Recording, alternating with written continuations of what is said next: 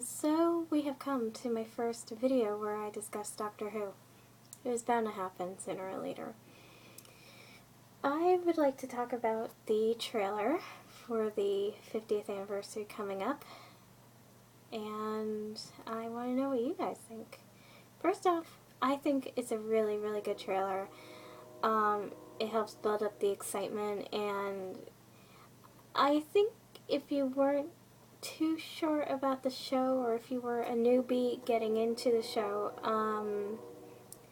I think it might kind of be a bit hard to follow. Like, if someone were to hand you a link to a trailer saying, you know, you might want to check out this show, I think it would be a little hard to figure out. But, you know, I think for the fans of the show, it's a really good trailer, and it's really worth watching.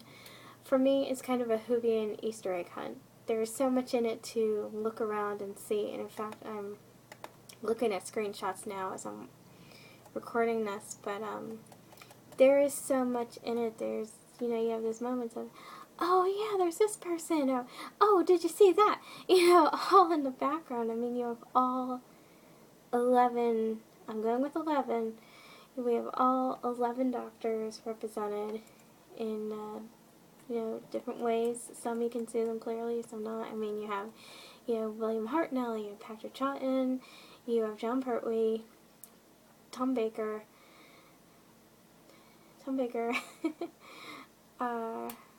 Colin Baker. Nope. I am so sorry. You have, take two.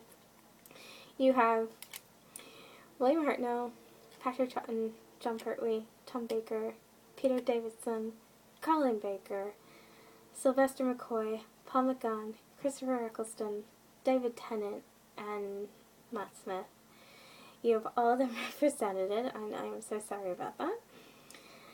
You have all of them represented, and you also have, you know, throughout the different scenes, you have various items associated with them. You see some of the sonic screwdrivers. You see Tom Baker with his scarf, and, you know, just losing all the jelly babies that he's associated with. You have, you know, the Daleks. You have the Weeping Angels in there.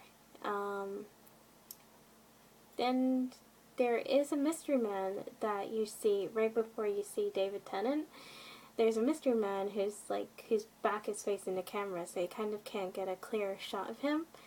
Some people are saying that that figure is John Hurt's character, who we're still kind of a bit of a question mark about. We see him, but I prefer to think, and I know I'm probably wrong about this, I prefer to think that that character is Captain Jack Harkness. I'm probably wrong, but that's my interpretation of it.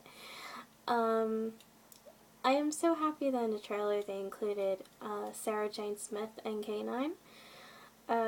Sarah Jane is my classic favorite companion. She's my favorite companion in the classics.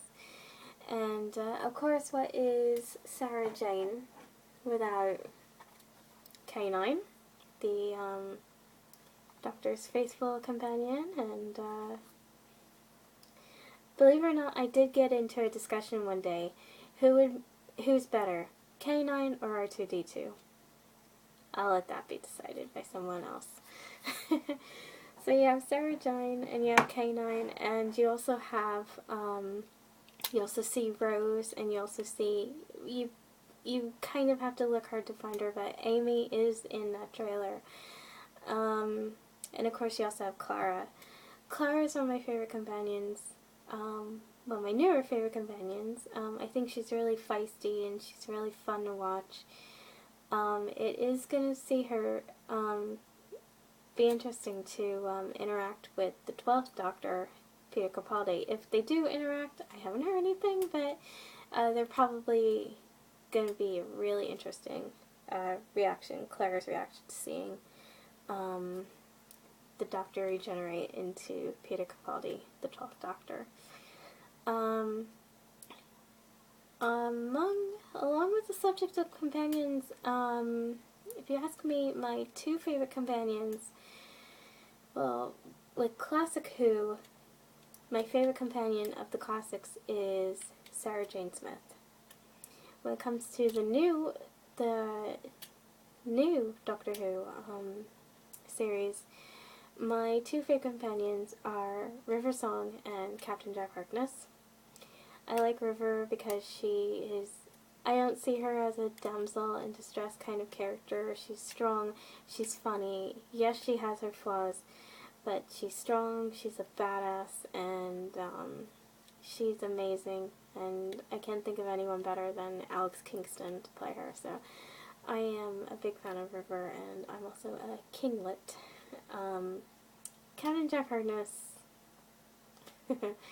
he's strong, he's brave, he's sexy, he has his flaws as well.